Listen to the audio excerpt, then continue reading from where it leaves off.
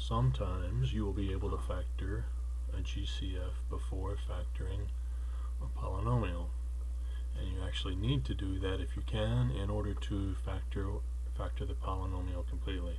So look at this example here. What does it mean to find the GCF? You did that before. Look at the terms. You've got 6x squared, negative 21x, and negative 45. So before you immediately think of two binomials to factor, first of all think, is there a common factor that I can take out for each of these terms? Well, look at the coefficients, 6, 21, 45. Think about the common factors of 6. They are 2 and 3. 21 has factors of 3 and 7. And 45 has factors of 3, 15, 5, and 9, in addition to 1 with all of these. So you notice that 3 is the greatest common factor. So before you think about binomials, first of all, factor out the 3. So you would rewrite this as 3 times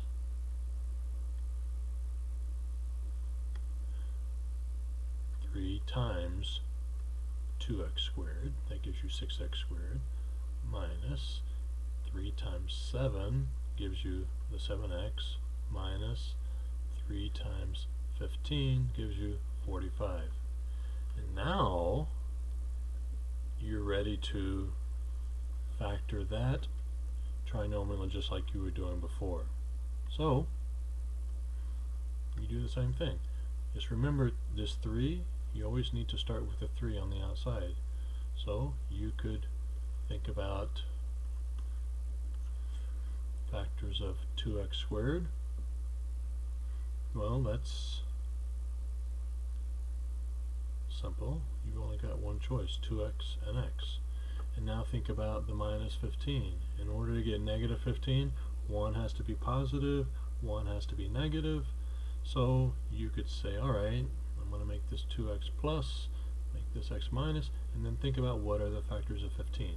Well, you've got 1 and 15, and you also have 3 and 5. So what if you said plus 5 and minus 3? Well, now when you look at these, 5 times x gives you 5x, 2x times negative 3 gives you negative 6x. That gives you a sum of negative 1x. And what is your sum supposed to be?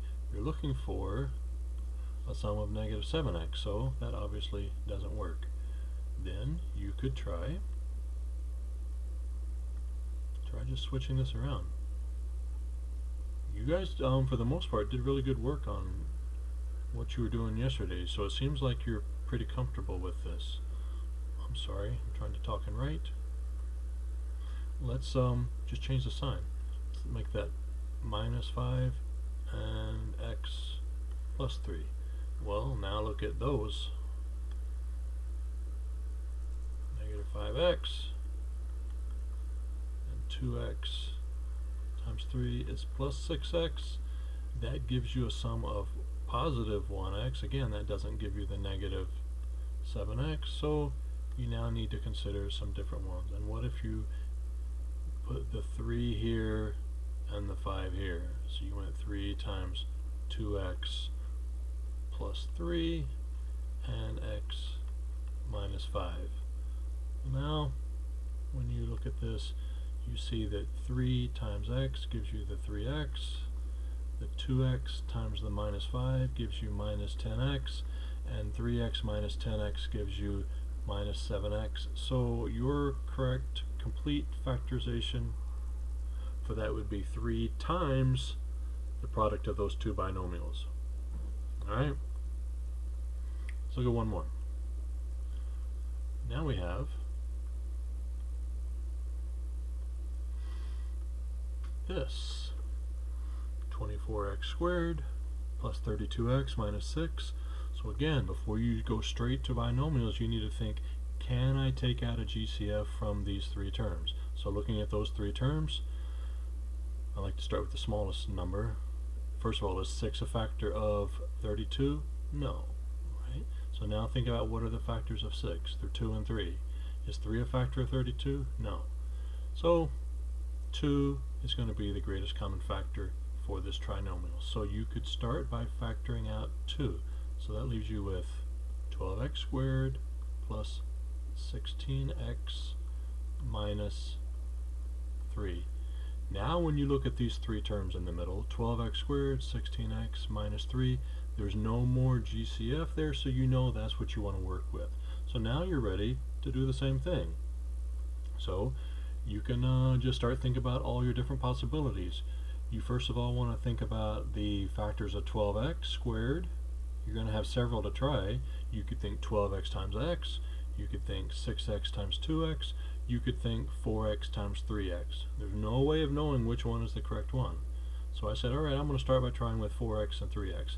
Luckily, the only factors of negative 3 are going to be 3 times negative 1 or negative 1 times 3. So that's how I started. I said, alright, using 4x and 3x, I played around with the different possible combinations.